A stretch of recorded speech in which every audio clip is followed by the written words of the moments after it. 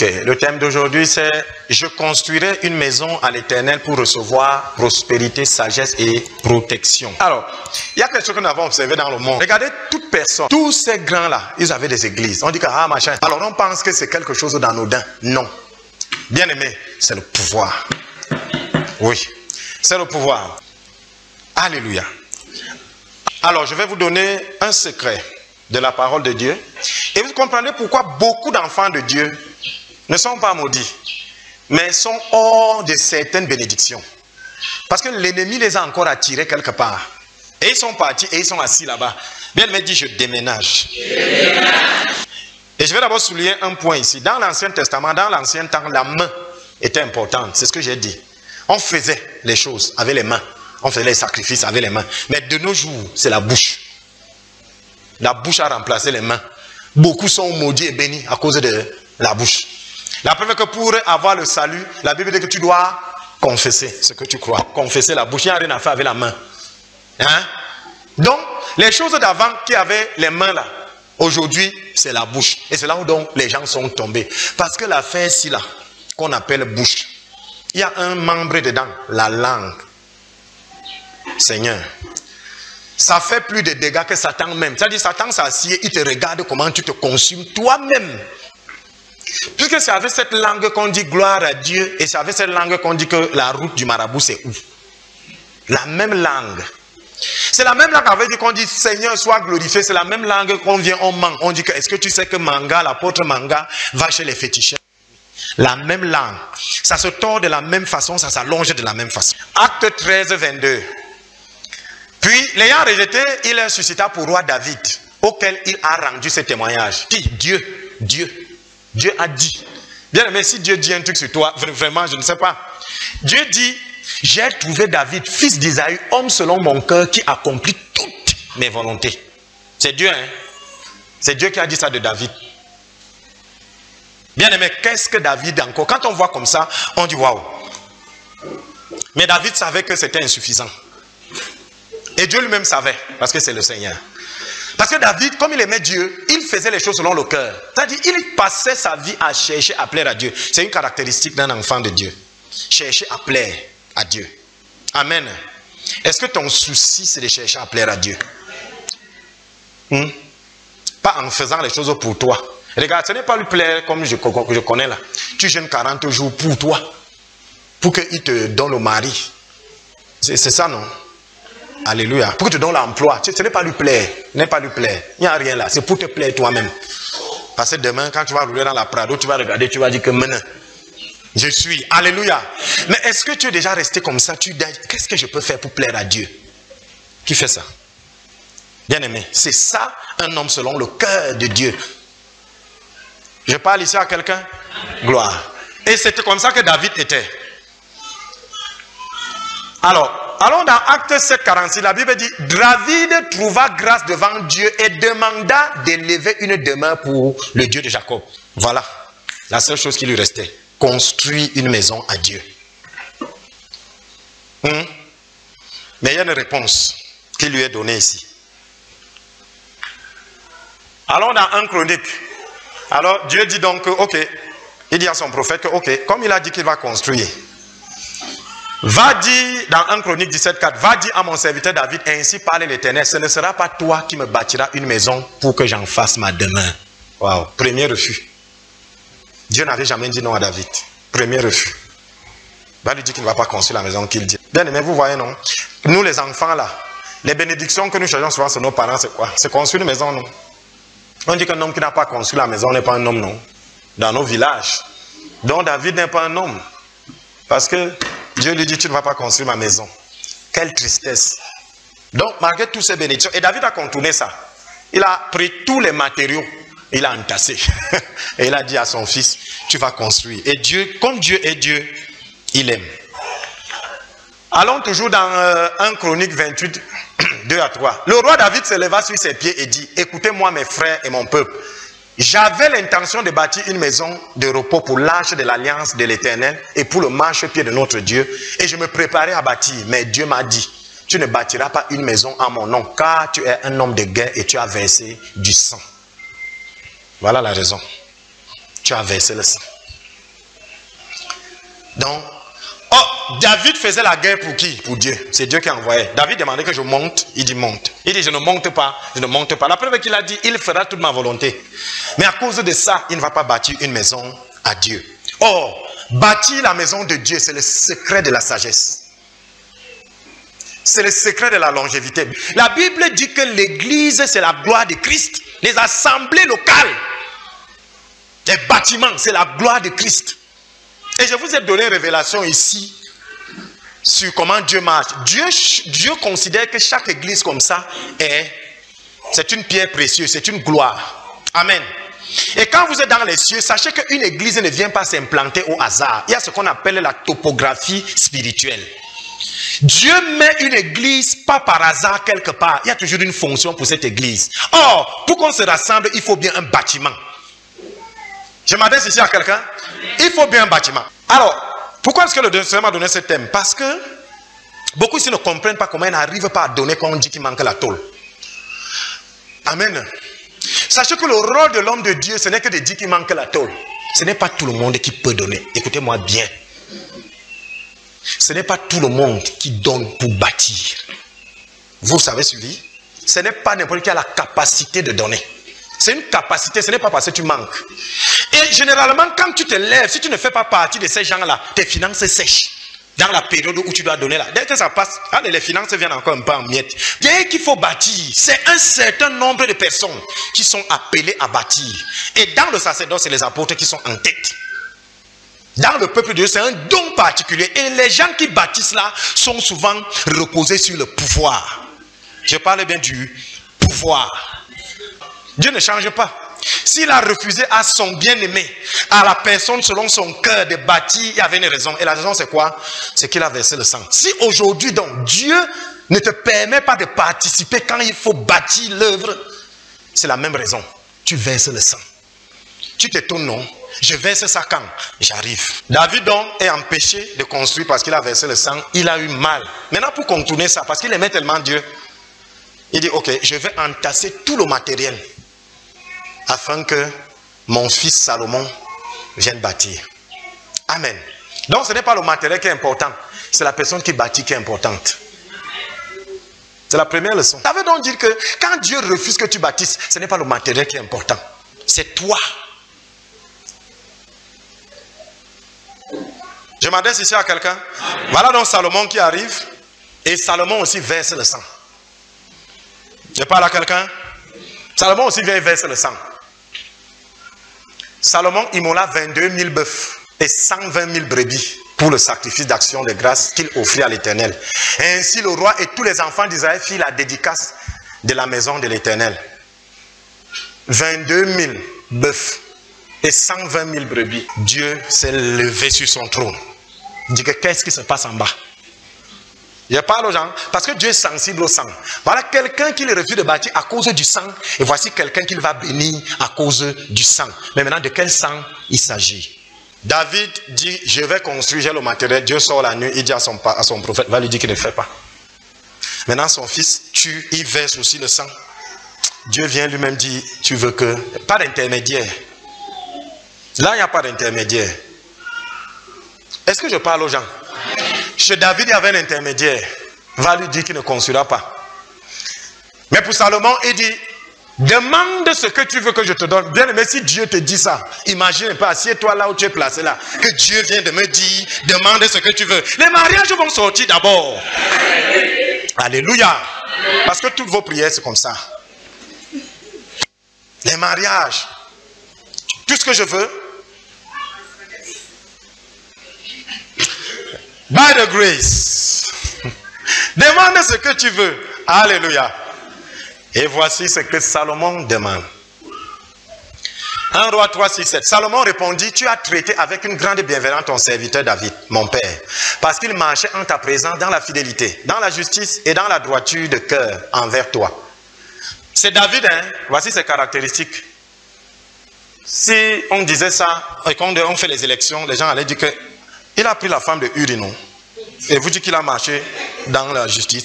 Vos pensées ne sont pas les pensées de Dieu. Et c'est ça le problème. Vos caractéristiques ne sont pas des caractéristiques. Vous connaissez David, non? Voici la description. Salomon répondit, tu as traité avec une grande bienveillance ton serviteur David, mon père. Pourquoi? Parce qu'il marchait en ta présence dans la fidélité.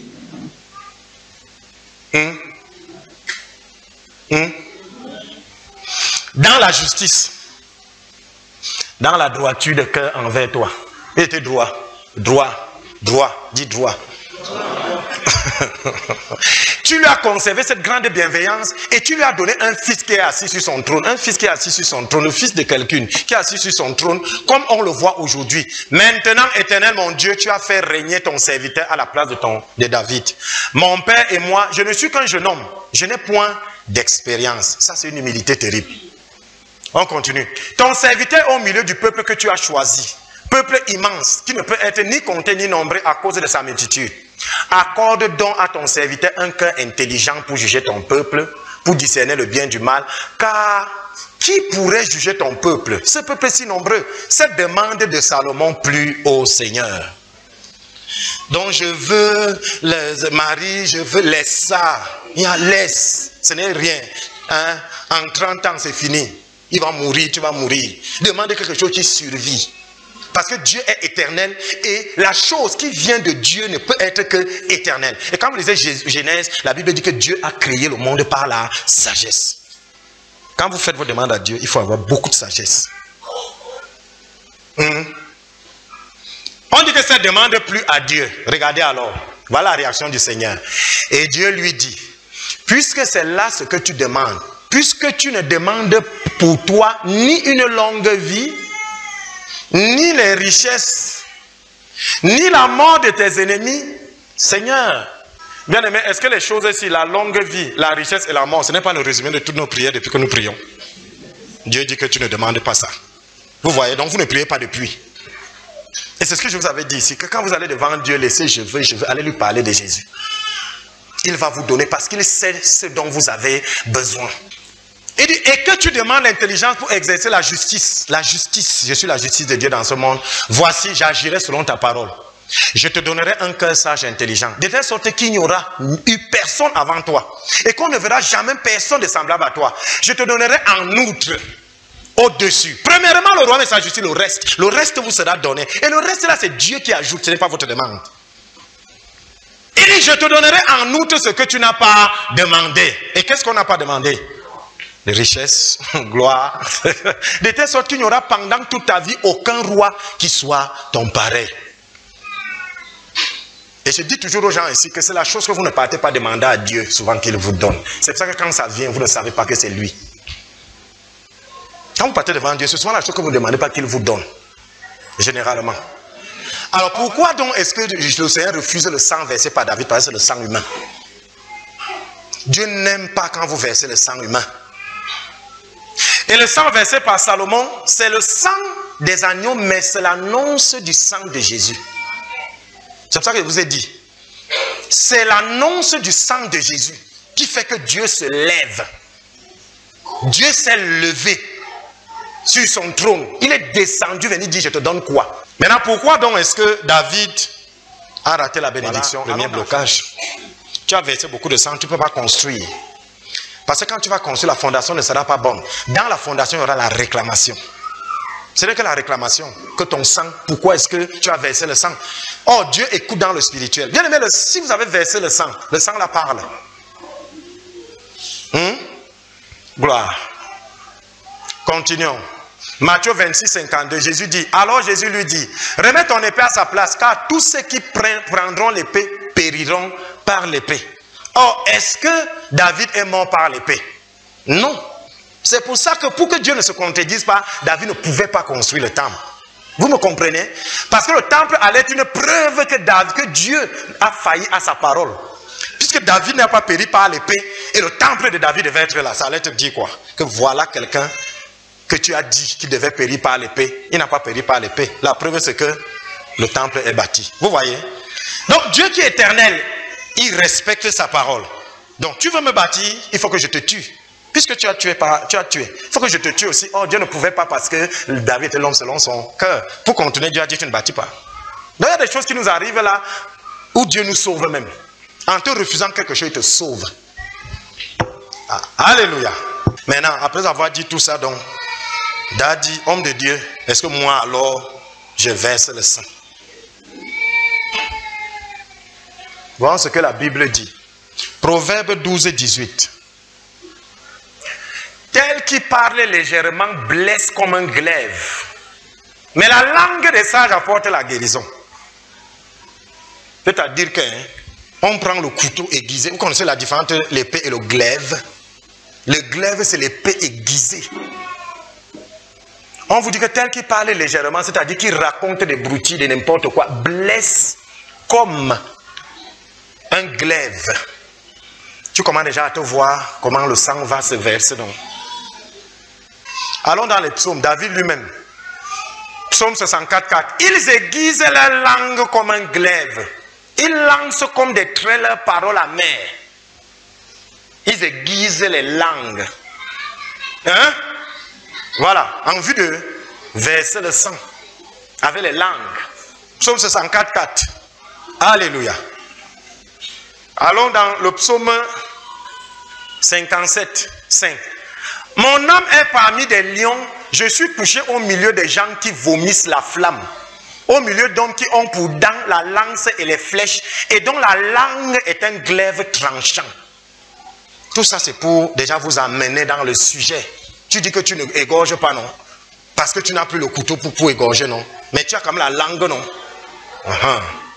Tu peux donc déjà voir ta façon d'utiliser ta langue. Bien aimé, au ciel où Dieu siège sur le trône, Dieu qui a tout créé, les anges sont contents. Regardez, et il fit précipiter le grand dragon, le serpent ancien appelé le diable et Satan. C'est lui qui séduit toute la terre. Il fut précipité sur la terre et ses anges avec lui partaient. Et quand il est parti, j'entendis dans le ciel où Dieu est assis une voix forte qui disait: le salut est arrivé, la puissance et le règne de notre Dieu et l'autorité de son Christ. Pourquoi? Il a été précipité. Qui? L'accusateur de nos frères. C'est lui qui les accusait devant notre Dieu jour et nuit. Maintenant dans le Nouveau Testament, verser le sang, ce n'est plus prendre la machette. C'est quand tu attrapes ton frère, ta langue le finit. Toi qui es en santé, dès qu'on vient te dire quelque chose que tu n'as pas fait et que c'est telle sœur qui te... Tu cherches vite la chaise parce que le sang est en train de couler. Elle est en train de t'égorger. Ce genre de personnes, vous ne pourrez jamais construire l'œuvre de Dieu parce que vous versez le sang. Jamais. Ça veut dire qu'à l'église, on va lancer, bâtir, je ne sais quoi. Votre argent ne sortira pas. Ce n'est pas vous qui faites. En fait, c'est parce que vous versez trop le sang. Le Congo, ça est votre travail. Vous voulez que je touche ça du mot, du doigt. Congo, ça. Dieu n'aime pas deux choses qu'il est. La Bible dit qu'il est. La médisance et la calomnie. Il y a une différence entre les deux, mais ça a le même effet. Médire de quelqu'un, c'est dire quelque chose qu'elle n'a pas fait. Calomnier, c'est dire quelque chose qu'il a fait, mais dans le but de détruire. Et toi qui participes, donc quand vous partez chez quelqu'un pour parler de quelqu'un, vous êtes souvent 3 ou 2. C'est ce que vous faites. Pendant que toi tu égorges, la personne qui parle égorge, d'autres te dit, c'est vrai, il arrête ses pieds. Et le sang a coulé. Et c'est là dans la soirée, dans ta maison, on a vu faire le Congo ça. On dit, Seigneur, bénis-moi. Pardon, je ne te bâtis, tu ne bâtiras pas ma maison. Et c'est pour ça que ta maison, aujourd'hui, on ne peut pas faire une prière là-bas. Parce que Dieu dit, tu ne bâtiras pas ma maison. Il y a des maisons ici qui n'allaient pas prier là-bas. Pour obtenir quelque chose, le sang. Le sang. Regardez au Cameroun, les hommes de Dieu, au pupitre. Quand ils se placent là, oh, telle église a fait ceci. Est-ce que c'est là que le sang de l'homme doit couler? C'est là que le sang de l'agneau doit couler. Parler de Jésus. C'est pour ça que Étienne, quand il sent que ça ne va pas, il se met à parler de Jésus, il est en train d'égorger l'agneau et subitement l'agneau se lève. Et sa prière est exaucée. Et la Bible dit que son visage devient quoi? Comme un ange. Cessez de parler de vos frères, cessez d'égorger. Et c'est pour ça que vos prières ne montent pas. Le Seigneur m'a dit quelque chose. Il dit, pourquoi est-ce que je ne permettrai pas que ce genre de personnes aient les ministères? Vous prenez votre troupeau, nous sommes les bergers, nous partons, prenons Yaoundé, Douala. Quelqu'un te donne son troupeau à Douala pour amener à Yaoundé. Tu crois que la chèvre qui boite, qui ne sait pas qu'il y a une chèvre qui boite? Tu as l'impression? Tu crois que la chèvre qui a soif, il ne sait pas? Justement, il t'a donné les capacités de conduire ces chèvres-là. Mais toi, qu'est-ce que tu fais? Arrivé à Déa, tu vois une chèvre qui boite. Tu prends le couteau, tu égorges là-bas, tu laisses. Parce qu'elle retarde le troupeau. Il y a toujours une bonne raison. L'apôtre a fait ceci. Il y a une bonne raison. Le prophète a fait ceci. Oui, c'est vrai, il y a une bonne raison. Est-ce que la chèvre là n'a pas soif? Oui. Mais on t'a demandé de l'égorger. Allez bien, hein? On dit de l'amener à Yaoundé. Elle boite, porte-la. Bien-aimé, Dieu dit à vous les pasteurs, il ne rassemblera jamais un troupeau pour vous donner pour égorger son peuple. Et à vous, ses enfants, il ne permettra jamais que vous soyez puissants pour égorger ses brebis. Nous sommes les bergers. Le berger, qu'est-ce qu'il fait? Quand une brebis traîne le pas, il la porte. Il met et il marche avec elle. Il ne doit pas l'égorger. Oh, telle sœur fait trop ceci. C'est pour ça qu'il faut la chasser. Oh, hey! Est-ce que Dieu t'a demandé cela? C'est l'agneau de Dieu qui ôte les péchés du monde. Nous autres les pasteurs, nous prenons les agneaux, nous allons à celui qui ôte le péché du monde. C'est Dieu qui ajoute. Ce n'est pas vos publicités qui ajoutent.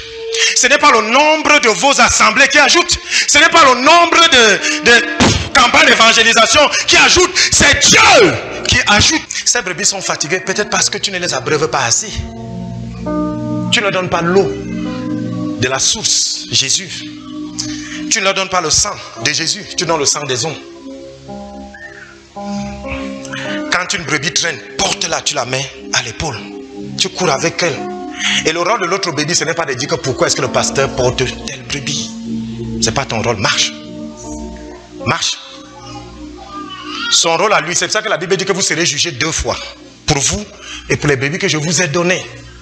Je dois avoir la force pour la mettre sur mes épaules. Toi, tu dois avoir la force pour marcher. Marche. Parce que la force que tu veux utiliser pour guetter ce que le pasteur porte comme brebis, tu pêches. Où sont les brebis que je t'ai confiées? Nous sommes les médecins des âmes. Quand tu prépares des problèmes, nous sommes les médecins des âmes. Quand tu prépares des problèmes, toi qui es chrétien, tu es médecin de l'âme. C'est pour ça que tu as donné des dons spirituels afin d'être des solutions. Si elle est malade, guéris-la en route. Tu imposerons les mains aux malades et les malades seront guéris. Ça ne sera pas faux ciel. C'est fait pendant que nous marchons. C'est ça que Dieu te donne afin que le troupeau arrive. Et toi, tu mangeras des breuvages empoisonnés, rien ne t'arrivera. Parce qu'un berger qui marche, s'il est malade, les brebis iront où? C'est pour ça que Dieu protège. Il dit, ne touche pas à mon moine. C'est pour ça que Dieu t'appelle. Bien aimé, la chose la plus chère, c'est la brebis pour le Seigneur. Ce n'est pas vos bâtiments, ce n'est pas vous. Mais il vous donne ces bâtiments dans l'accompagnement. Le mariage n'est pas important pour le Seigneur, c'est sa brebis. Mais comme un pasteur, pour édifier, doit être bien marié. Voilà pourquoi il te donne le mariage. Donc on ne prie pas pour le mariage, on prie pour que la brebis se lève et il te donnera le mariage. C'est pour ça que Salomon a demandé la sagesse pour conduire son peuple. Et comme pour conduire le peuple, il faut la richesse. Il dit, je te donnerai la richesse. Quand tu viens prier pour ces choses, c'est pour ça que tu n'as pas ces choses. Et là, je pose toujours la question ici aux gens, où est l'intérêt de Dieu dans ce que tu demandes? Où est l'intérêt de Dieu dans ce que tu demandes? Donc, verser le sang de l'agneau. Ne versez pas le sang de ces brebis. Regardez, Apocalypse 12, 11, 12. Ils l'ont vaincu à cause du sang de l'agneau. C'est pour ça que le péché a été vaincu. La maladie a été vaincue, pas à cause du sang que vous versez. À cause du sang de l'agneau, c'est le sang là qu'on vous demande de verser. Matin, midi, soir, versez ce sang.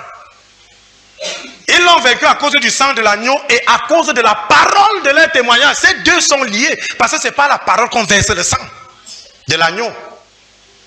C'est pour ça que c'est lié.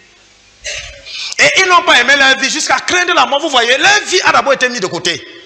Ils n'ont pas aimé ça. Tout est vanité. Prenons 1 Corinthiens 11, 26. Toutes les fois que vous mangez ce pain et que vous buvez cette coupe, vous annoncez la mort du Seigneur jusqu'à ce qu'il vienne. Annoncez la mort de Jésus. Prenez la Sainte Seine. Bien aimé, si ta bouche gratte, va prendre la Sainte Seine. Tu vas voir. Parce que c'est la mort de Jésus que tu seras en train d'annoncer, pas la mort de ton frère. Mangez le sang de Jésus. Buvez le sang de Jésus et mangez sa chair. Parce qu'en le faisant, c'est plutôt la mort de Jésus que vous annoncez. Et c'est cette mort-là où Dieu va descendre pour te demander qu'est-ce que tu veux que je fasse pour toi. Et s'il te plaît, demande la sagesse. Parce que ce n'est pas la sagesse que le monde a été conçu. Mais tu veux donc être établi. Tu vas avoir la puissance. Tu vas avoir les trucs. La brebis de Dieu est la plus importante dans l'œuvre. Elle ne peut pas être comme toi. Désolé.